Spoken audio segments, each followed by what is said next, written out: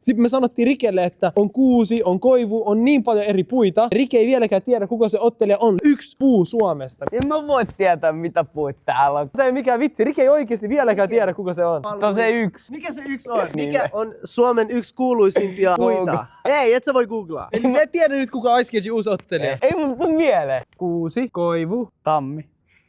tammikivi, kuusikivi, koivukivi. Se on se yksi puu. Se on Mikä? ruskea kivi. Joo, Ei, ruskea. mikä se- Vittu kun en mä muista. Se on kalju. Kalju. En mä oikeesti. Et sä googlaa. Mä googlaan puitten nimet vaan. Mä arvaan siitä. Kato, tää on hyvä. Mitä puita Joo. Suomessa? Tammi, koivu. Pitääkö me mennä ulos näyttää se sulle? Joo. Sä kuitenkin tiedät, minkä värinen se Joo, on. ruske. Niin? Kyllä mä voin. Koivu palaa helposti, mänty. No niin! Miten mä en tiennyt tätä? Tää on vielä sanottu jossain, mä kuullut, että tää pitää tulla ottelemaan ja mä en muistanut vaan tätä. Ja kaiken lisäksi mä itse vielä paljastin sen. Varhaiselle alkuun. Lähde pian, Aleksi.